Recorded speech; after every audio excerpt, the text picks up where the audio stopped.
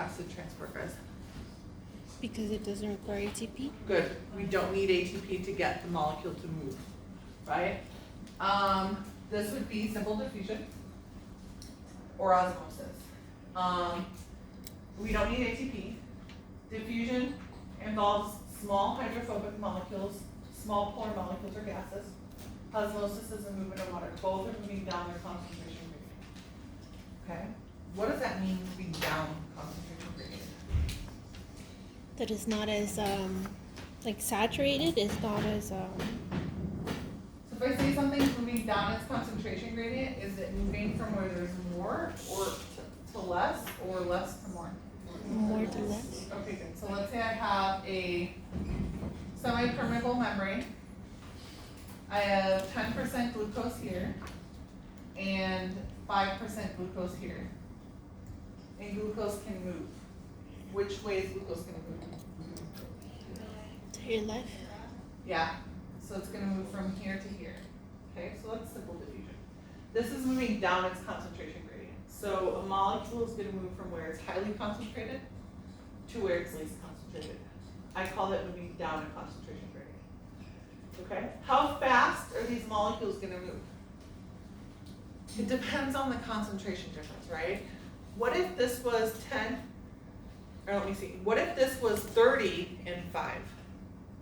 Would the molecules move faster or slower? Faster. So the greater the concentration difference, the faster the rate of movement is. Okay? Good.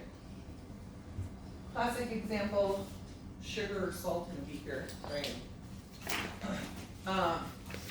You put a salt cube in, the salt cube diffuses, diffuses through this area. It's really highly concentrated here.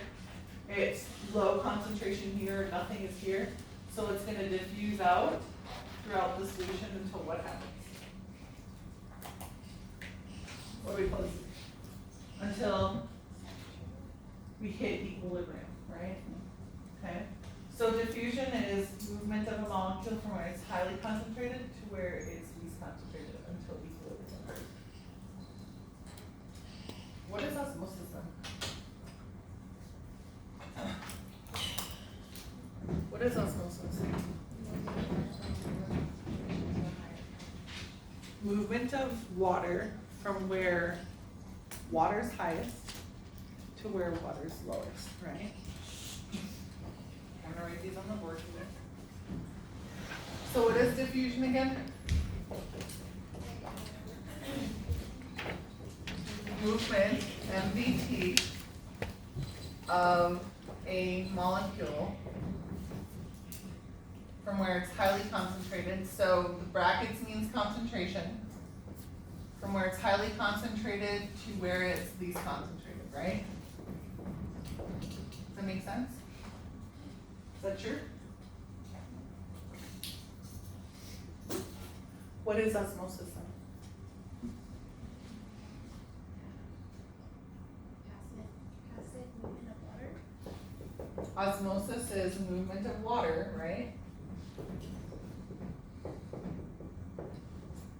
Walk me through it. From an area of high water concentration to low water concentration. Is this what you learned in chemistry?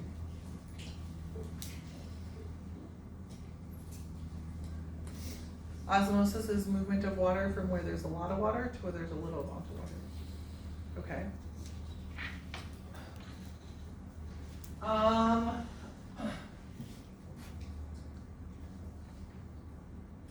If there's a lot of water in a solution, how many particles do we have? A lot or a little? A little. Okay.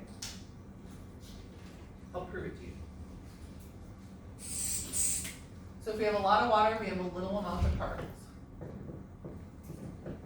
Right? And what about if we have a little water in the solution? We have a lot of particles. Okay? Let me show you. Here's my red blood cell. This is 0.9% particles. Outside of my red blood cell is 0.5% particles. And I should have written them in different colors, I'm sorry.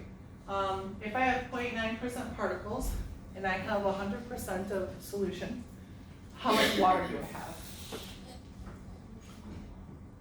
Yeah, 99.1% water. Okay. What about on the outside?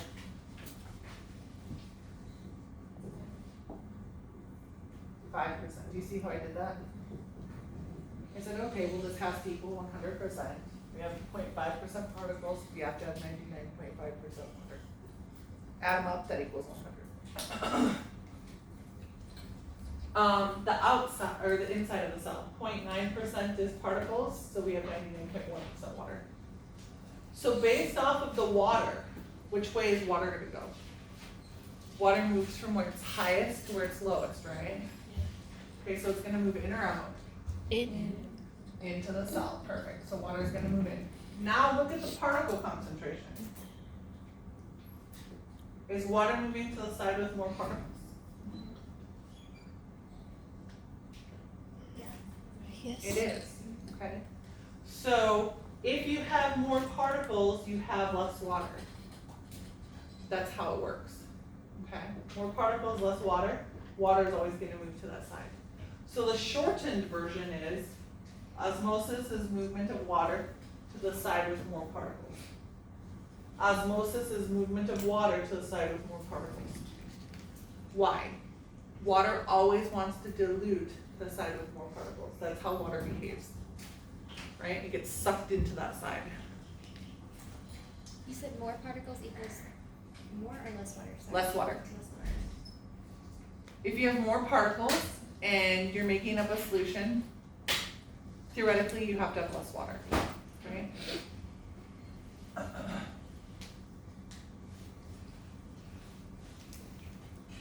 So, another thing, you guys, do you ever say, give me a 99.5% water solution for this patient? Give me a 99.1% water solution for this patient? What the hell does that mean? Right? Can I say, give me a 0.9% particle solution for this patient? Give me a 0.5% particle solution? Yes. Okay, so we talk about solutions based off of particles, not based off of concentration of water.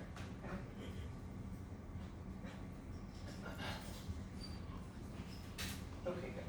So, osmosis is movement of water across the semipermeable membrane from where water is highest to where water is lowest. Or we can say it's movement of water to the side with more particles. Why? Water wants to dilute the side with more particles. The more particles in that other solution are going to suck water to it. Okay? So the side with more particles is always going to pull more water towards it. Okay? If we have, and we'll do this in lab today, not the same setup, but here's a 3% solution, here's a 0% solution. Which way is water going to go?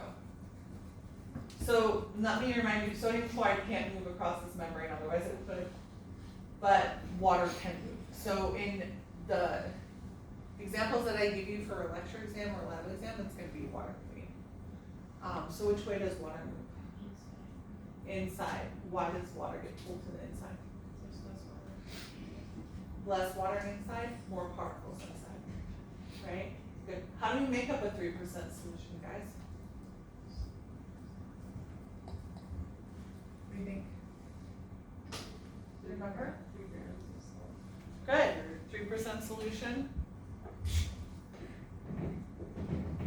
3 grams of whatever you're talking about. How much water? 100 mils. Perfect. Good. And so the level of fluid in that solution would go up because water is moving in until the pressure of the water moving up balanced atmospheric pressure. Okay. So osmosis is sort of a comparative term used to describe pressures of two solutions.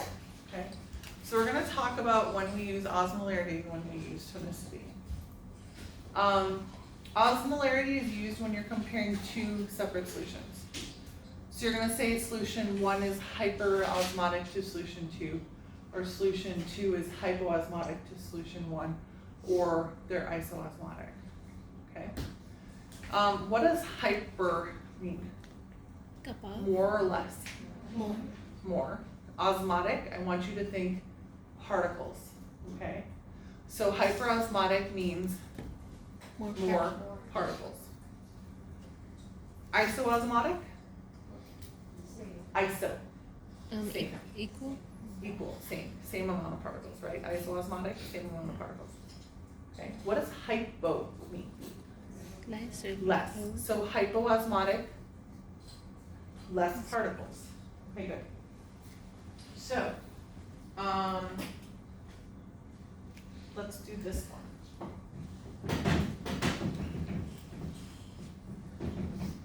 So when I'm describing this, I can describe this two ways.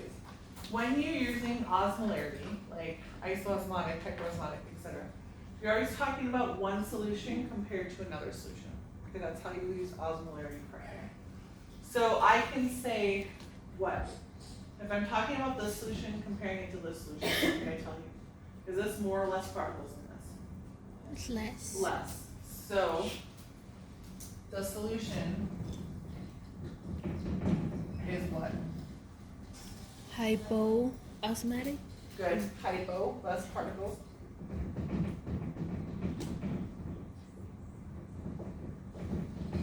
To the what?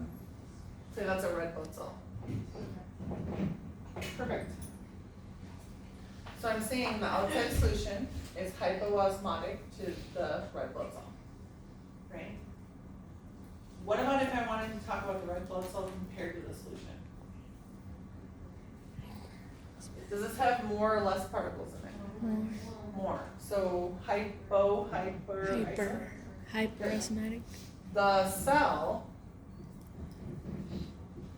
is what? Hyperosmotic to the what? Good. Hyperosmotic dissolution. So it's a comparative term. You're comparing one solution to another. Right? You always have to have two solutions that you're talking about. Right? When we talk about tonicity, guys, when we talk about tonicity, we're always talking about the solution outside of a cell. When you use tonicity, you're talking about the solution outside of a cell, and you're assuming a cell is in that solution. So you're naming the particle concentration of the solution compared to the cell. Okay, so how would I name this solution? First off, what's the concentration of all of your cells? What's the concentration of your red blood cells, your body cells? 0.9%. Is that going to magically change? No, it's not. So your red blood cells, your body cells are 0.9% particles. Okay, so if I had a solution that was 0.5% particles, is that hyper, iso, or hypo? Compared to your red blood cell? Hypo. So I can say the solution is hypotonic. Do I need to say compared to the red blood cell? I don't, because when you use tonicity, you're assuming a red blood cell is in that solution. Okay? Tonicity is a really powerful term. It tells you the concentration of the solution compared to the red blood cell. It tells you which way water is going to move and what's going to happen to that red blood cell. So the solution is hypotonic. If I put a red blood cell in a hypotonic solution, which way is water going to go? So if I put a red blood cell in a hypotonic solution, which way is water going to go? Into the red blood cell. So if I put a red blood cell in a hypotonic solution, I know that water is going to go in, and what's going to happen to that red blood cell? It's going to swell or burst. What if this was 0%? That's a really big difference for a red blood cell. What's going to happen to that red blood cell? water's gonna rush in, it's gonna blow up, okay? And a 0.5%, this is the lowest you can go before it blows up. So 0.5 and 0.9, that's a big difference. Water's gonna rush into that red blood cell and perk it up. It's gonna swell. Okay, what if I had it in a 0.9% solution? What type of solution is that? Isotonic. Which way is water gonna go? There's no net movement of water, right? What about, I think you guys are gonna look at a 2%. 2% solution. Which side has more particles? Outside, so what is this? Hyper, iso, hypo? Hyper. Hypertonic, so which way is water gonna go? Outside. Outside, what's gonna happen to the cell? It's gonna shrink. Okay, so you're looking at red blood cells in different solutions. So you're looking at a red blood cell in a, let me write it up here. You need to look at a red blood cell in a 0% solution, and I'm gonna make wet mounts. You see those scopes right there? I'm gonna make 4 setups.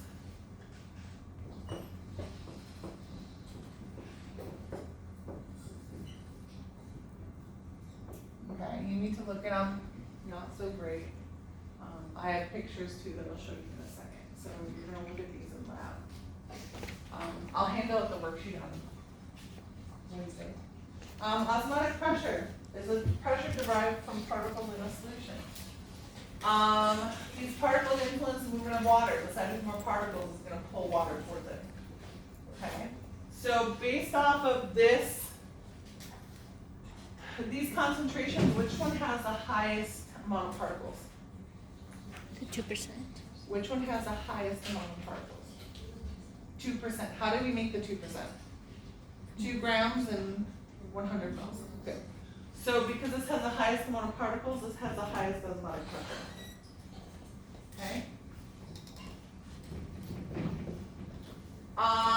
Which one has the lowest amount of particles? The 0%. The 0. Does it have any particles? No. So what can we say about osmotic pressure of 0? Hypo. Lowest osmotic pressure. The one that has the most particles, highest osmotic pressure. The one that has the least amount of particles, lowest osmotic pressure. When you think of osmosis and osmotic pressure, I want you to think of particles, not water. Osmotic pressure is the pressure due to particles of a solution. Whichever side has more particles, that's going to pull water to it. Okay?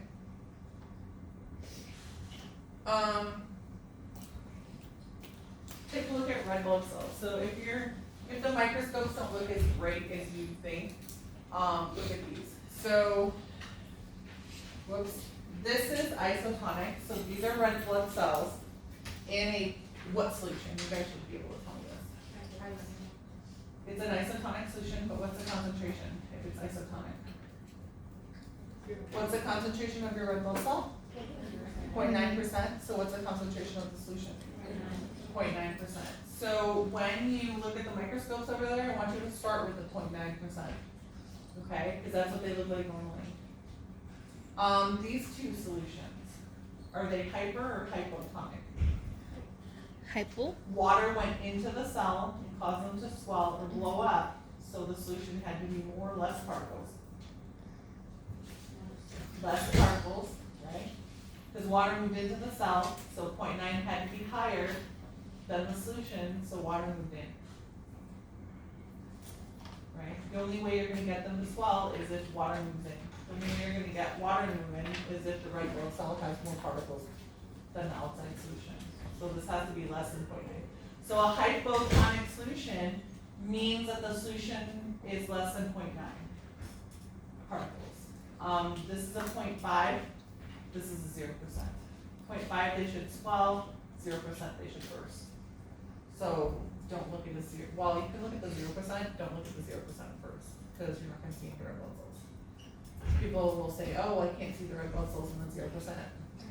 I don't know what I'm looking at. Yeah, because they're gone. They blew up. the cells are gonna crenate or shrivel in these solutions. So if this is a hypertonic solution, does the solution have more or less particles in the red blood cell? More. So if the red blood cell is 0.9, give me an example of a hypertonic solution. It's 2%, perfect. Anything else? 1%? Yeah, good. 1.0, 1.1, 1.2, et cetera, et cetera. What's normal physiological range? 0.89